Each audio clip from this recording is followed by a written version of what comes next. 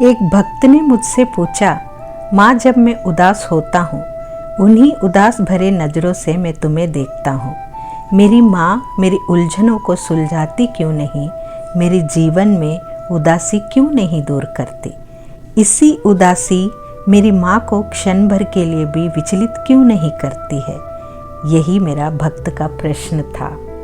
तब मैं बोली, मेरी नज़रें जो देख रही है वो तुम्हारी नज़रों को नज़र नहीं आ रहा है, इसीलिए तुम्हें आज का दुख दिखाई दे रही है। मुझे कल का तुम्हारा उज्जवल भविष्य दिख रही हूँ, इसलिए तुम्हारा उदासी मुझे विचलित नहीं करती है। कभी कुदरत किसी के साथ नाइंसाफ़ी नहीं करती, ना ही कुदरत के न्यायालय में पक्षपात होता है। सुख और दुख एक ही सिक्के का दो पहलू है। आज तुम्हारे जीवन में उदासी है तो कल भी वही रहेगा, ये सोचना तुम्हारा बेवकूफ़ी है। नीला आसमान में भी कभी कभी बादल छा जाते हैं, बारिश होती है, बिजली खड़कती है।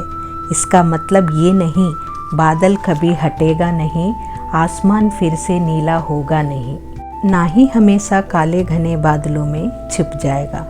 क्योंकि कुदरत का नियम है कि बादल छाया तो बारिश होने के बाद फिर से आसमान अपना वास्तविक रूप धारण कर लेती है।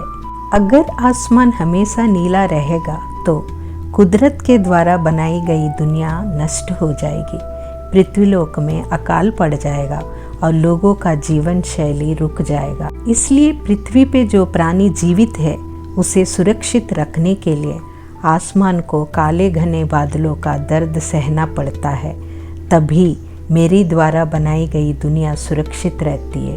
वैसा ही हर मनुष्य के जीवन में मुश्किलों का बादल छाना अनिवार्य है, तभी दुख का दर्द क्या होता है इंसान को पता चलेगा, तभी अपने उम्र के साथ साथ परिपक्व बनेगा और सामने वाला व्यक्ति का दुख दर्द समझ के मदद भी करेगा। इंसान के लिए दुख कुदरत का दिया गया एक वरदान है। अगर ये दुख नहीं रहेगा, इंसान के अंदर प्यार, अपनापन, रिश्तों में मिठास उत्पन्न नहीं होगा। इंसान अपना अहंकार, घमंड से एक दूसरे का दुश्मन बन जाएगा। फिर इसी स्वार्थ, अहंकार नाम का नेगेटिव एनर्जी मेरे द्वारा बनाए गया मेरे बच्चों के ऊपर वार करेगा।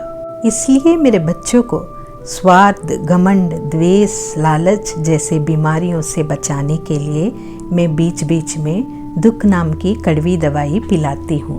भले मेरे नादान बच्चे मुझसे रूठ जाए या नाराज हो जाए, मुझे उनका ये बर्ताव विचलित नहीं करता है।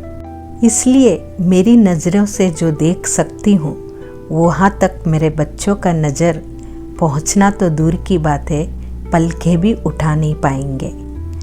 दवाई कड़वी है पर असरदार है। इसलिए मेरे बच्चे, आप लोग का जीवन शैली अच्छा गुजरने के लिए, एक दूसरे में प्यार बने रहने के लिए ये दुख नाम का दवाई मुझे पिलानी पड़ती है। लेकिन इस माँ हमेशा हर वक्त दुख के समय में आपके साथ एक ढाल बन के खड़े होती है, शक्ति प्रदान करती है। तभी मेरे द्वारा बनाई गई दुनिया सुरक्षित रहेगी।